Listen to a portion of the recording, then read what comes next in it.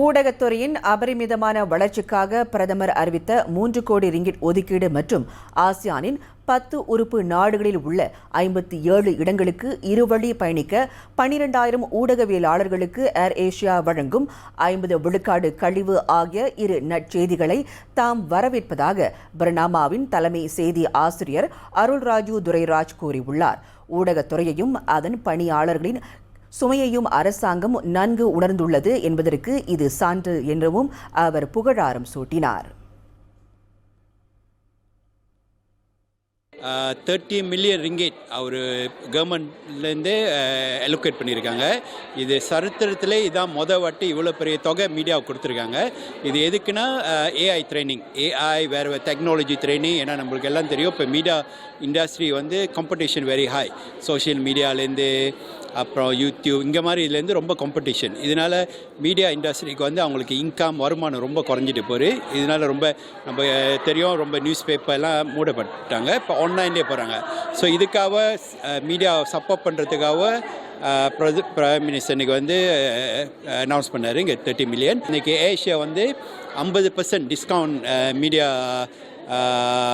இது reporters, cameraman இவங்களுக்கெல்லாம் ஒதுக்கப்பட்டிருக்கு. இது எப்படின்னா இங்கே இமீடியட்டாக அவங்க புக் பண்ணலாம். அடுத்த வருஷம் செப்டம்பர் வரைக்கும் அவங்க அங்கே டிக்கெட் பாய்க்கலாம்.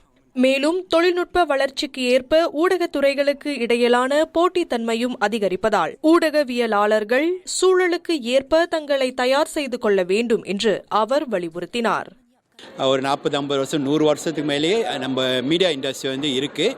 ஸோ அப்பப்போ அங்கே டெக்னாலஜி மாறும்போது நம்மளும் மாறணும். இப்போ முந்தினா ஒரு ரிப்போர்ட்டர் ஒரு அசைன்மெண்ட் ஒரு ஈவெண்ட்க்கு கவரேஜ் போனார்னா அவங்க நியூஸ் மட்டும்தான் எழுதுவாங்க. ஒரு ஃபோட்டோகிராஃபர் படம் மட்டும்தான் எடுப்பாங்க. ஆனால் இப்போ அப்படி இல்லை, ஒரே ரிப்போர்ட்டர் 3 வேலையும் செய்வாங்க.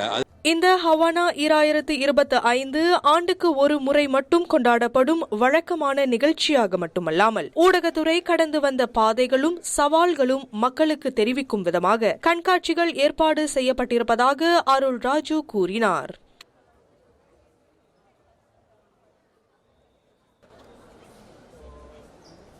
இதனிடையே ஊடகவியலாளர்களின் பங்களிப்பை பாராட்டும் வகையில் நடத்தப்படும் 2025 ஹவானா கொண்டாட்டத்தில் நாடு முழுவதிலும் இருந்து ஊடகவியலாளர்கள் கலந்து கொண்டனர். தொழில்நுட்பம் அதீத வளர்ச்சியை நோக்கி சென்று கொண்டிருக்கும் நிலையில் தமிழ் இணைய ஊடகங்களும் பத்திரிகை துறையும் காலத்திற்கு ஏற்ப தங்களது பணி செயல்முறைகளை புதுப்பித்துக் கொண்டு வருவதாக ஊடகவியலாளர்கள் சிலர் தெரிவித்தனர். கொண்டு பிரதமர் குறிப்பாக ஊடகவியலாளர் வளர்ச்சிக்காக 30 மில்லியனை ஒதுக்கியிருக்கின்றார்.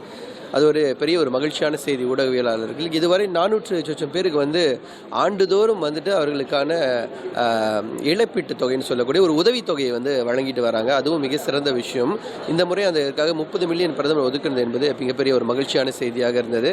ஆமாம், முக்கியமாக இன்றைக்கி ஒரு சிறப்பான ஒரு திட்டம் கொடுத்துருந்தாங்க. அதாவது யார் மீடியா கார்டு வச்சுருக்காங்களோ அவங்களுக்கு 50% ஏஷியா டிக்கெட் டிஸ்கவுண்ட் கொடுக்குறேன்னு இன்றைக்கி சொல்லியிருக்காங்க. அது கண்டிப்பாக ஒரு மீடியா பீப்புளுக்கு ட்ராவலிங்க்கு அது ரொம்ப யூஸ்ஃபுல்லாக இருக்கும். ஸோ மக்களுக்கு தேவையான செய்திகள் சரி, தகவல்களும் சரி, நிறைய ஊடகத்தார்கள் தங்களுடைய வாழ்க்கையை அர்ப்பணித்து பல உழைப்புகளை போட்டு மக்களுக்காக செய்திகள் எடுத்து கொடுக்குறாங்க.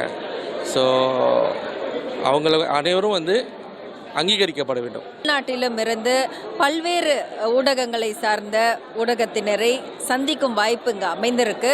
குறிப்பாக இன்று பிரதமர் தனது உரையில் ஊடகத்துறையினரின் பங்களிப்பு குறித்து கூறினார், முக்கியத்துவம் குறித்து கூறினார். தரமான செய்திகள், நம்பகமான செய்திகளை மக்களுக்கு கொண்டு சேர்க்க வேண்டிய மிகப்பெரிய பங்கு ஊடகத்தினருக்கு இருக்கு என்பதை தெரிவித்தார். புது யுக செய்தி சேகரிப்பு செயற்கை நுண்ணறிவுக்கும் உயர் நெறிக்கும் சமநிகர் என்ற கருப்பொருளில் இவ்வாண்டு ஊடகவியலாளர் தினம் கொண்டாடப்படுகிறது. இதில் ஏற்பாடு செய்யப்பட்டிருக்கும் கண்காட்சி மற்றும் கருத்தரங்குகள் ஊடகங்களின் முன்னேற்றத்திற்கு வழிகாட்டியாக இருப்பதாகவும் அவர்கள் குறிப்பிட்டனர். அரசியல், சமூகவியல், பொருளாதாரம் என்று எதில் கை வைத்தாலும் அதில் முதன்மையாக காலூன்றி நிற்பது ஊடகம்தான். ஒரு ஜனநாயக நாட்டை உருவாக்குவதில் மிகப்பெரிய பங்களிப்பை கொண்டிருக்கும் ஊடகவியலாளர்களை அங்கீகரிக்கும் விதமாக தேசிய ஊடகவியலாளர் தினம் ஹவானா இன்று அனுசரிக்கப்பட்டுள்ளது. இது அரசாங்கத்தின் வரவேற்கக்கூடிய முயற்சிகளில் ஒன்றாகவும் கருதப்படுகின்றது. நம்ம தமிழ் செய்திகளுக்காக ஒளிப்பதிவாளர் ரஹ்மானுடன் நான் கமலி காளிதாஸ்.